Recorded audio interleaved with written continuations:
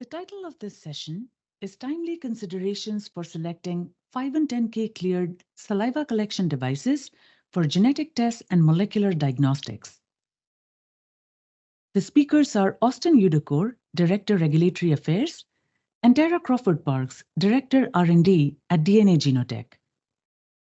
This brief presentation will shed light on crucial aspects of bringing a genetic test to market and will cover insights into the regulatory landscape for IVDs and LDTs and the strategic path for bringing genetic tests to market while complying with evolving regulations, benefits of utilizing US FDA-cleared Oragene DX and ORAcollect DX saliva collection devices in genetic tests and molecular diagnostics, evidence that supports the ease of use of saliva collection devices with US FDA general clearance, and how test kits can be customized to meet specific requirements for test providers.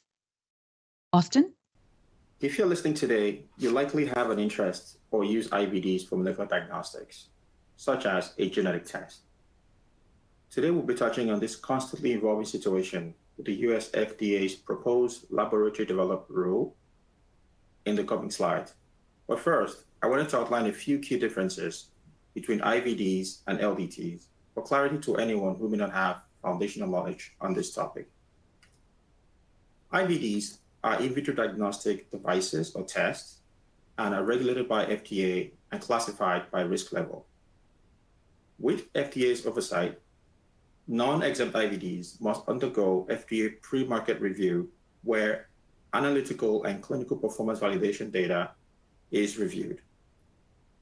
These IVDs must receive FDA clearance or approval prior to being commercially marketed, sold, or used by anyone for or more laboratories for diagnostic testing. On the other hand, lab-developed tests are different from IVDs in that they are regulated by the Centers for Medicare and Medicaid Services, also known as CMS, through the Clinical Lab Improvement Amendments Act called CLIA. This is all in the US, just to be clear. LDTs are currently exempt from FDA oversight. LDTs are generally developed and run in a specific lab and do not require pre-market review prior to commercialization or commencing testing. Instead, there's a requirement that analytical and performance verification of lab processes are completed prior to running the test. Most LDTs, and I'm generalizing here, are developed but not sold commercially outside of the laboratory. At present, the US FDA has applied enforcement discretion over regulation of LDTs. Now, what that means is that FDA does not require LDTs to seek clearance before they put on the market. FDA's enforcement discretion has been a closely watched topic for several years. Currently, FDA has announced that they intend to regulate LDTs and put forward proposed rules. The proposed rules are intended to merge LDTs and IVDs under one device regulation. FDA has proposed a 5-stage transition over 4 years, with prioritization going towards high-risk tests. This high-risk test will now require FDA approval within 3.5 years, but this will not happen before October 1st, 2027. Low and medium-risk tests will follow shortly thereafter and will have to be FDA registered or FDA cleared within 4 years, but not before April 1st, 2028.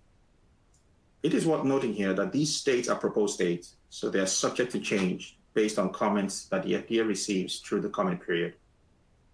Speaking about the comment period is open until December 1st, 2023, if it is not extended. After FDA reviews, all received content will be reviewed and a decision will be made regarding the next steps for this rulemaking. This decision could be significant for current lab-developed tests. As I said before, a key difference for LDTs is if these rules come into effect, they would now require free market review, which they do not have to comply with at the moment. In clear terms, that means they will need to obtain FDA 510K or FDA PMA approval before they can put their test on the market. As every rule goes, there are exceptions. There are certain exemptions for HLA tests, forensic use devices, and others that may come up as the comment period unfolds.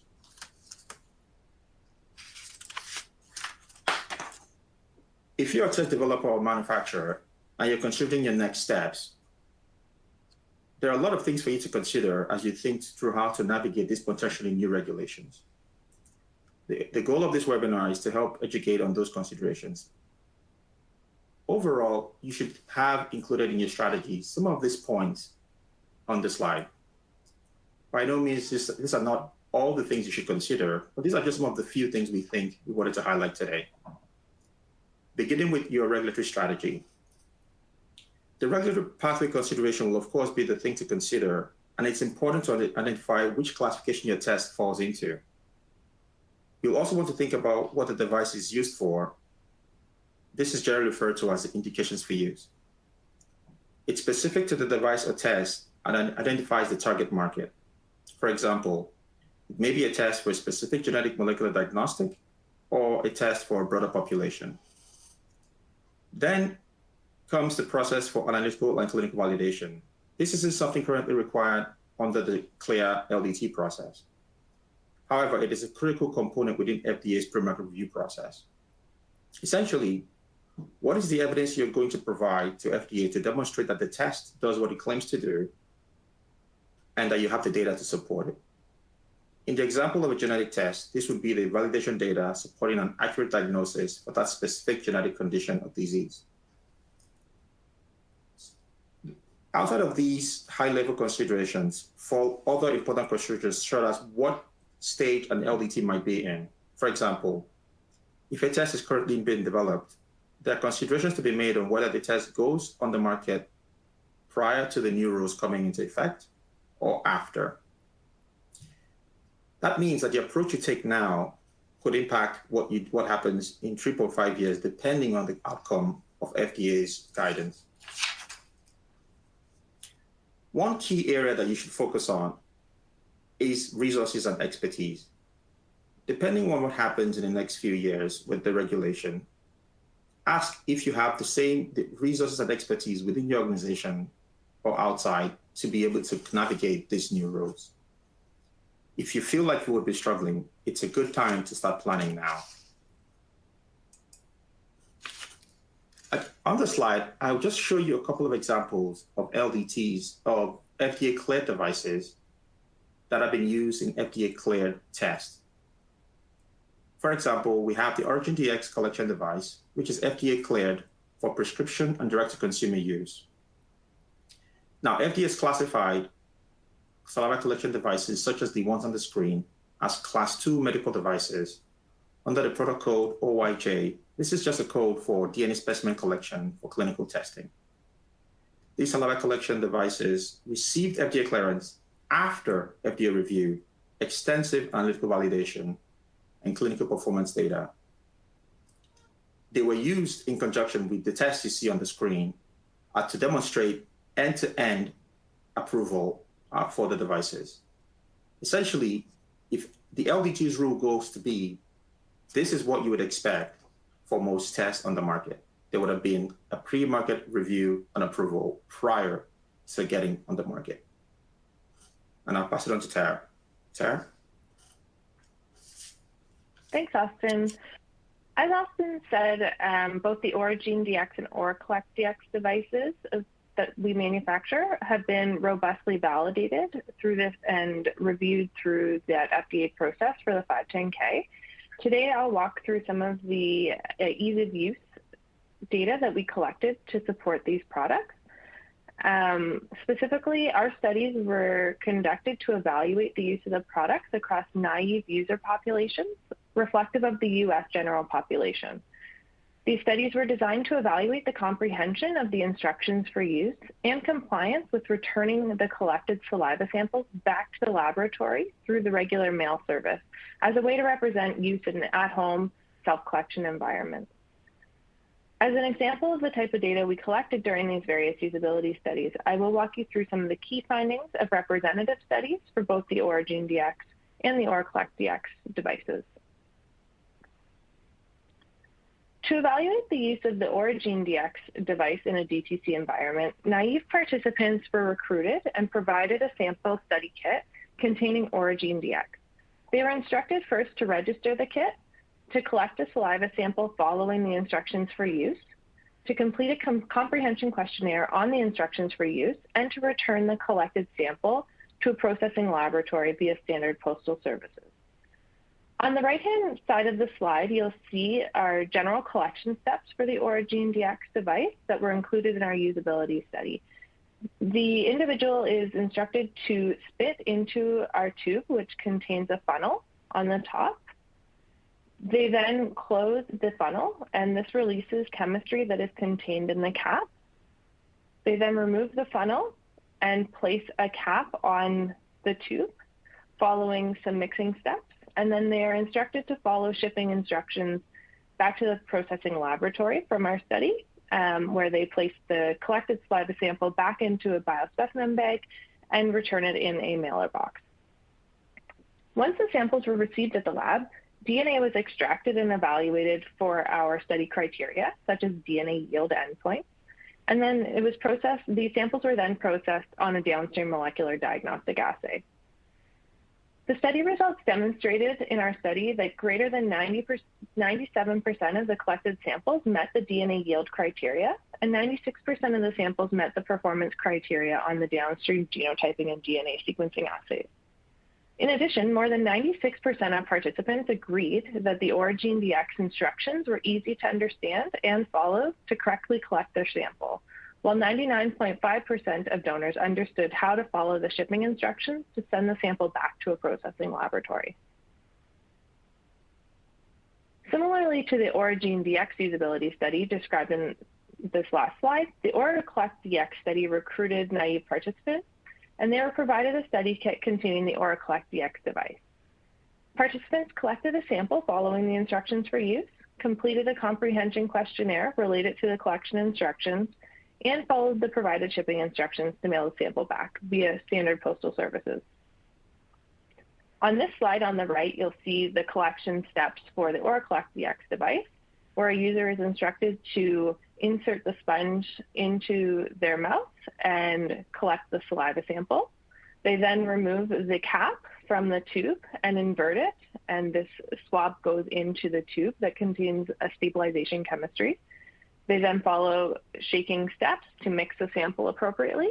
And similarly as what I described for the Oragene DX study, they then were instructed to put the saliva sample into a biospecimen bag, follow standard shipping instructions, and mail the kit back to a processing laboratory.